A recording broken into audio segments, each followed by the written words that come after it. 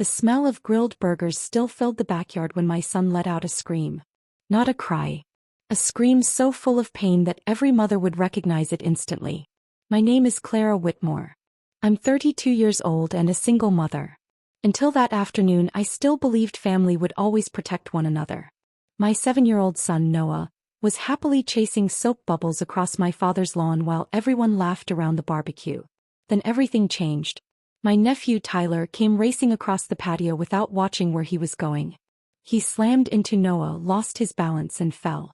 Noah hit the ground hard. Tyler only scraped his knee. Before I could reach my son, my sister pointed at Noah and shouted, "Look what Noah did." My father turned away from the grill, his face red from the heat and too many beers. "That boy needs to learn a lesson," he growled. "Dad, stop." "He didn't do anything." He ignored me.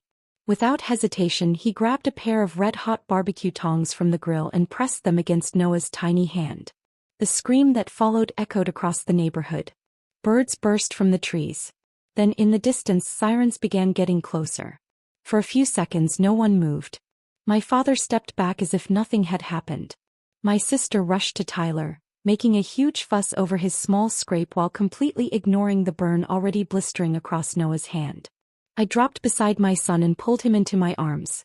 "Look at me, sweetheart," I whispered, barely holding back my tears. "Mommy's here." His face had turned white. His whole body trembled. "Mom," he sobbed. "It hurts." My heart shattered. The ambulance stopped outside the house moments later. A neighbor had heard Noah's screams and called 911. 2 paramedics hurried through the gate. "What happened here?" one asked. Before I could answer, my father stepped forward. "Just a little accident," he said casually. "The kids were playing. Everyone's fine." Fine.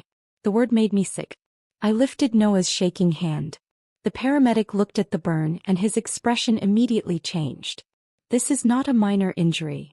Silence fell over the backyard. For years, my family had treated me like I didn't matter. My father adored my older sister, Vanessa. He was always right. Her son, Tyler, could break windows, steal toys, and bully other children without consequences. Yet somehow Noah was always the one blamed. But this time was different. One of the paramedics quietly took out a phone and began photographing Noah's injury. As soon as my father noticed, the confidence on his face disappeared. "Why are you taking pictures of my property?" he demanded. The paramedic didn't even look up.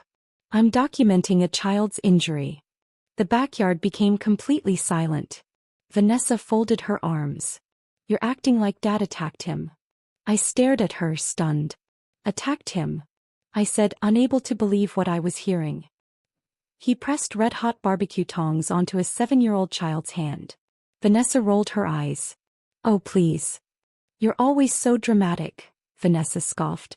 Beside me, Noah flinched as another wave of pain shot through his burned hand. The paramedics carefully wrapped the injury before preparing him for the ambulance. One of them knelt beside him. "Can you tell me what happened, buddy?" I expected Noah to stay silent. Instead, he looked the medic in the eye. "Grandpa did it." The color drained from my father's face. "That's not what happened," he snapped. "It is," Noah whispered. The 2 paramedics exchanged a quiet glance. Everything changed in that moment. For the first time, people outside our family were seeing the truth. The favoritism, the excuses, and the way my father always decided who deserved protection and who deserved punishment. As the ambulance doors closed, I looked back toward the house. Several neighbors stood by the fence, watching. One of them was recording everything. The emergency room was bright, crowded, and freezing cold. Doctors treated Noah's burn while I sat beside him, holding his good hand. Then my phone started buzzing. Once, twice, then nonstop. When I finally looked, my stomach dropped. The neighbor's video had already spread across local social media. It showed Noah crying on the ground.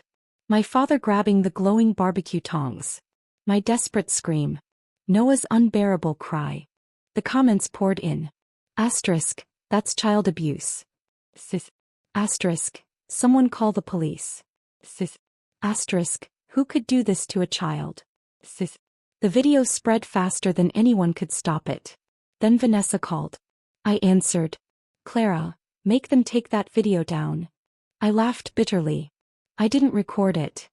You're ruining Dad's reputation. I looked through the hospital window toward Noah's room. My son is sitting in a burn unit. Silence. Then she quietly said the words that destroyed whatever relationship we still had. Tyler was crying too, you know. I ended the call. 5 minutes later, a police officer walked into Noah's room carrying a tablet. His first sentence stopped my heart. Mrs. Whitmore, we'd like to discuss your father's arrest. For one brief moment I felt relief. Then guilt followed. Not because my father was under investigation, but because a small part of me still wished he had been the father I'd spent my entire life hoping for. The officer explained that Noah's statement, the medical report, witness accounts, and the viral video had triggered an immediate investigation. I simply nodded. Noah deserved protection, not excuses. That night, after Noah finally fell asleep, I sat beside the hospital window while my phone continued buzzing. Cousins, aunts, uncles. Every message said the same thing. Asterisk, you're destroying this family. Sis. Not one person asked how Noah was doing. Not one. That was the moment something inside me finally became calm. For years my father controlled everyone with money. He paid mortgages, funded businesses, covered debts. People defended him because they depended on him. Especially Vanessa. Then I remembered something. 3 years earlier, Dad had asked me to organize records for several family investments. I had kept copies of everything. Contracts, emails, bank transfers, financial reports. I opened my laptop. Within 10 minutes I found something that made my blood run cold. A secret worth millions. The records showed money moving between family businesses and personal accounts. Some transactions looked legitimate. Others clearly didn't. The deeper I searched, the worse it became. Undocumented loans.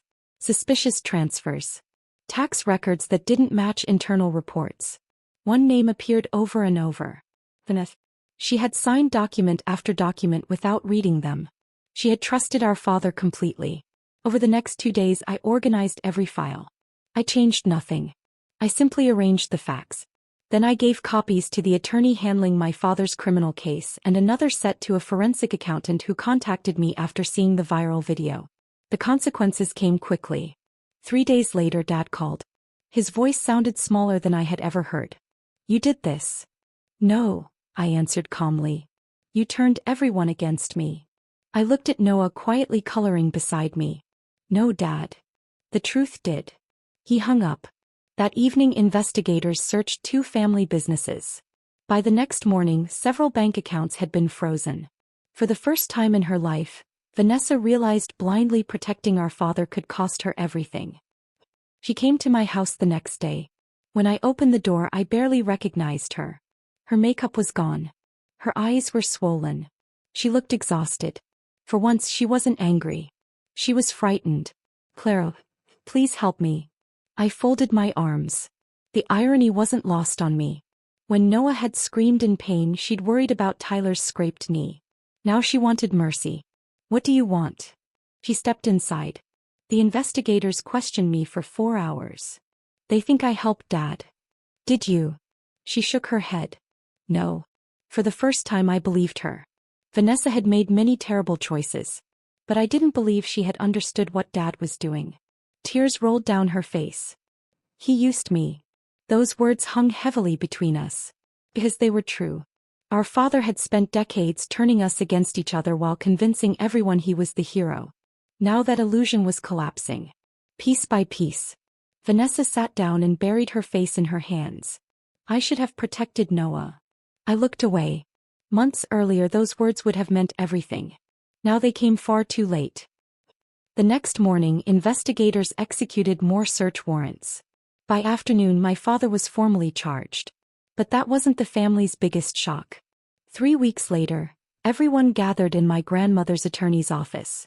Dad sat beside his lawyer. Vanessa stared silently at the floor. No one looked confident anymore. The attorney opened a sealed envelope. My client instructed that this document be revealed only if serious harm ever came to one of her great-grandchildren. The room fell silent. Grandma had been gone for 7 years. The attorney unfolded the papers. It wasn't another will.